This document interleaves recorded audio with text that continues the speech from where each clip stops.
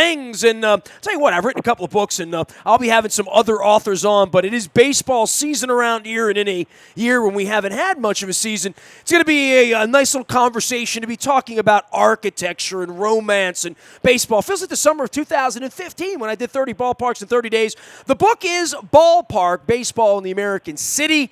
Pulitzer Prize-winning author Paul Goldberger joins us here to discuss baseball, and more baseball. I'm waiting for it to come back. At some point, we'll have a competitive team around here. But I've been to all these ballparks, Paul, and all of them except Atlanta because they snuck and opened a new one on me there. But I think anytime you start talking about ballparks and stadiums, you get my attention. That's for sure. Good day to you. How are you? I'm great, thank you. And I must say, I admire what you did, 30 ballparks, 30 days. That's I've done 30 ballparks, but not in 30 days. Well, I guess as we get older, there's a lot more than 30 ballparks now, right? The older ballparks, some cities now on their third ballpark or fourth ballpark of our lifetime. The Orioles played out in Dallas this week. They're going to build another. They're going to have their third ballpark there. Right. I read Seasons in Hell these many years ago about the old ruins down there in Arlington. But these have become parts of neighborhoods. And when I go out to Petco Park and I see what they've done in San Diego, building a little Soho in downtown San Diego, we're going to have a real problem here in 2 years when this lease is up in Baltimore. The Angelos family, whoever owns the team, there's going to be the next thing,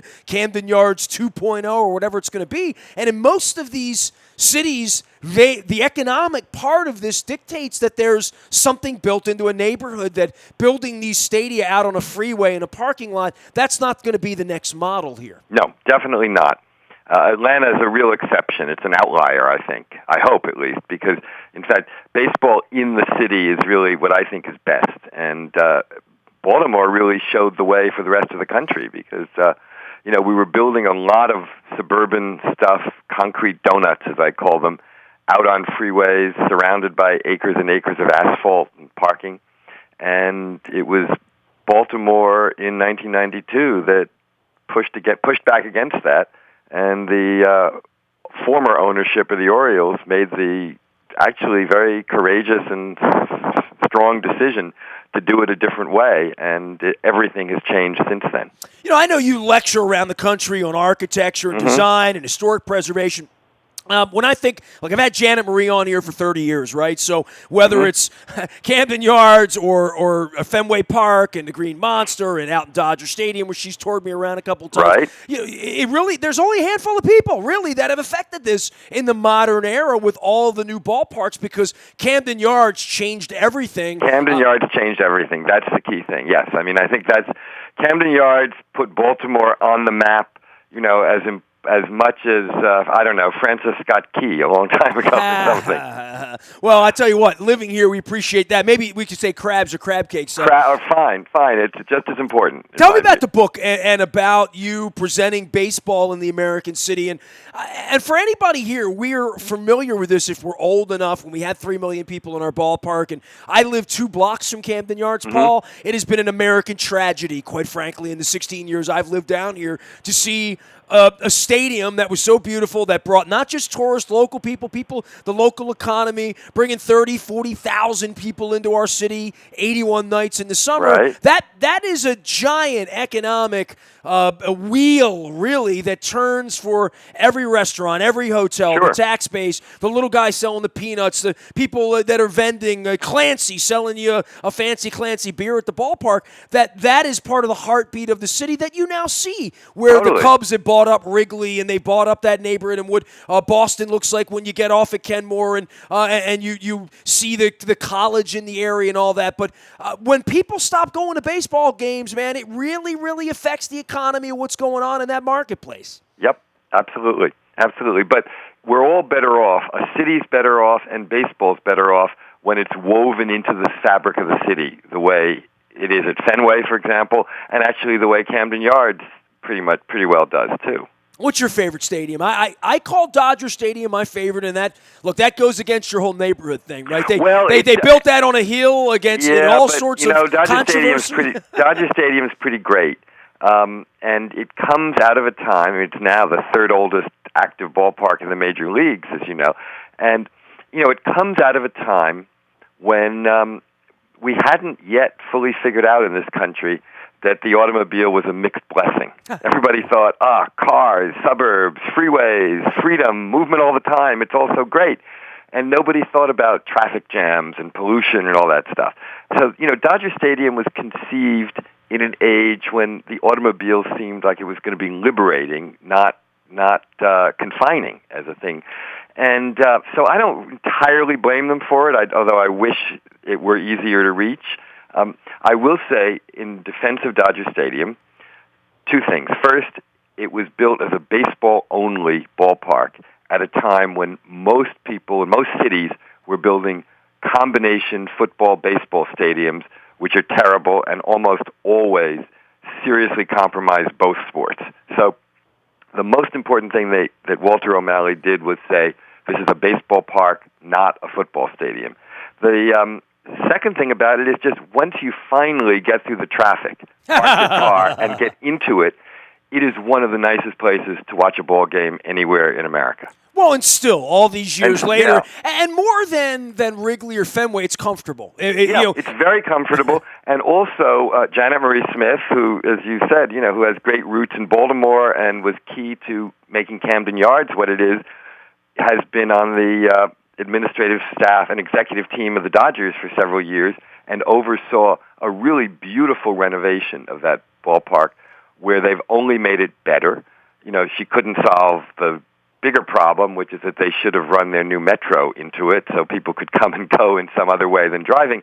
But every other issue of Dodger Stadium, she and Brenda Levin, the architect who worked with them, have solved, and it's absolutely beautiful. Paul Goldberger is here. He has done a book called Ballpark, Baseball in the American City. And this captures the romance, the history, the architectural wonder, the neighborhoods, and your love and America's love of baseball.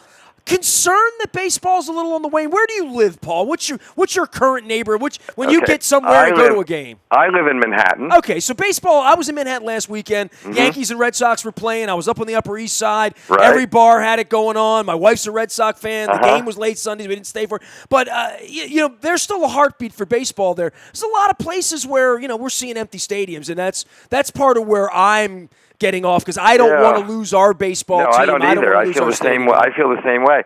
I was at a Mets-Giants game this week, and I was out at Citi Field, and it was great. But in fact, it was far from full, and it was a beautiful, comfortable spring night. And yet, I still wish there was a bigger crowd. I love Queens more than the Bronx for baseball today. I think Yankee Stadium did a nice job, but it's a giant mall. You know what I mean? Yep. I miss the old place, even though it was dumpy. Just like I miss Memorial Stadium. I even miss the Vet. Don't tell anybody that, but I do miss the Vet. Nestor, are you sure you want to be known for that, for missing the Vet? Well, I think some of these places have some charm. And, Paul, you and I are probably going to go fisticuffs here on this, but I don't think Oakland's the worst place because it reminds me of Memorial Stadium when I walk in there, the smell, the peanuts, all of that. I'll grant you that, but I think it's the second worst place. Behind Tampa. Behind Tampa. No, behind Miami. Miami's the worst. No, I don't agree with you. They spent a lot of money on Miami, and there's no vibe there for me. I think there's there's no vibe to the team, which is a whole other issue. and they had a really terrible ownership, which I think kind of screwed the city. But I think that it's a kind of cool Miami modern thing that feels like it's trying to respond to the spirit of Miami. I wish they had a better team. I wish they had a population that cared about baseball more and filled it up. But I don't think it's the worst. I think the real worst is Tropicana in St. Petersburg, but Tampa. These places weren't conceived, Paul. Like Tropicana happened 40 years ago to try to steal the Giants or steal the White Sox or whatever, right? Absolutely. Like that's what it was. It didn't happen, and then bam, expansion happened anyway because they needed the market, right? Miami, they planned that thing with modern stolen money in the modern era, and they put a spaceship at the foot of Little Havana. You talk about anti-architecture, anti-romance, anti-neighborhood. Mm-hmm. I made that 30th because I sat in the Cleveland or in left field and watched some very interesting body paint, and I had some deliciously cold beer in buckets, but it was not a baseball experience to me. The whole place smelled like cotton candy. I didn't like Miami at all. And look, Tampa stinks, Oakland stinks. These situations, but they've gone on forever, Paul. They're not going to play baseball in that blimp in Tampa forever. They're not. They're talking now about replacing it. Although I don't think, at this point they have no real plan and no money, but they do want to replace it. Well, that brings me to the next thing. All of this architecture and romance and loveliness and Janet Marie getting to do all this, it takes money to do that. And for the most part, municipalities came together to do that. I don't know that that's going to be possible in the future. And certainly California's stance on football and baseball over the last quarter of a century has shown that to be true. I don't know where the Portlands and the Nashvilles and the Las Vegas is the next wave that are going to steal the Baltimores and the Oaklands and the Tampas or expansion. What will those stadia look like? I mean, are they going to go Camden Yards? I mean, Atlanta had a chance 5 years ago to build a ballpark. They essentially just sort of kind of replicated what's already there. The Camden Yards thing is still very much, if you're going to build one, it's going to look like that. It looks like Camden Yards, but unlike Camden Yards, which is built in real Baltimore, this is not built in real Atlanta. They went out of real Atlanta on into Cobb County, way down the freeway, 15 miles from the center of town. Very, very different thing. I think the real trend we're seeing, both in places like Atlanta, but also in cities like St. Louis, Chicago, and so forth, has been the desire on the part of ownership to control a lot of what is outside the gates. And I think part of that is that, in fact, because of what you just touched on, which was the fact that it's getting harder and harder to pull these things off financially. So they're tying them in with other kinds of development. They're building hotels, they're building restaurants and bars, they're building all kinds of entertainment zones, even condos, as part of a stadium development, part of a ballpark development. And the borders of the ballpark go past the gates now, or at least the area that the team feels they can get income from. I don't know that's totally the worst thing in the world. If it allows us to have some good ballparks when there's not going to be public subsidy for them, maybe that's better for everybody. You hate Yankee Stadium or you like the new one? I like it better than the previous one, which was not really the old Yankee Stadium. Sure. It was the screwed-up version of Yankee Stadium that they did in that botched, awful 1970s renovation. If that had not happened, I would have argued for keeping the original Yankee Stadium and fixing it up the way they did with Fenway and Wrigley and so forth. But it was totally gone in the 70s and turned into something that I think, made Memorial Stadium look like a Italian cathedral or something like that. I mean, it was so bad. So at that point, I thought it was just better to let them start all over again. I find it a slightly deadening, a little too pompous attempt to evoke the spirit of the old Yankee Stadium in a way that doesn't really come to life enough for me. On the other hand, it's a better place than the last version of Yankee Stadium, which felt like a highway underpass. And especially when you were underneath of it and walking around. Exactly. Exactly. I mean, it really is. It is better now, but Citi Field is a pleasanter, warmer place, I think, if you want to compare the two New York ballparks. Well, its charm is that it had none. Right. Paul Goldberger here, Ballpark, Baseball in the American City. That's the book. In time for Father's Day, but makes a nice gift if you love ballparks like I love ballparks. Paul, I've enjoyed the visit with you, and we didn't even get to any of the other stuff, but I mean, Arlington's building a new place, and there's more architecture, and I'm sure it'll be big. It's Texas, right? Definitely. Well, what they're doing in Texas, they're replacing the last version of Globe Life because it didn't have a roof, and I guess, in Texas you can only spend so much time under the sun without a roof. So they're doing a retractable roof ballpark there.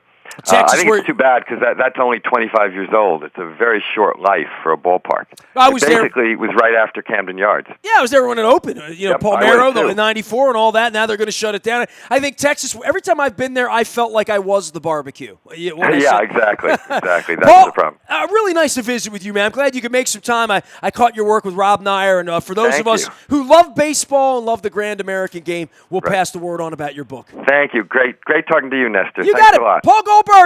The book is Baseball in the American City. You can find it out wherever books are sold. Pulitzer Prize winning author Always good to have one of those on the program. We dig that. Nasty at WNST.net finds me. Facebook, Twitter, LinkedIn, Snapchat, Instagram. Streaming live on our Facebook as well as our YouTube, WNSTV channel. We are WNST.net, AM 1570, and WNST Towson, Baltimore. We never stop talking Baltimore sports.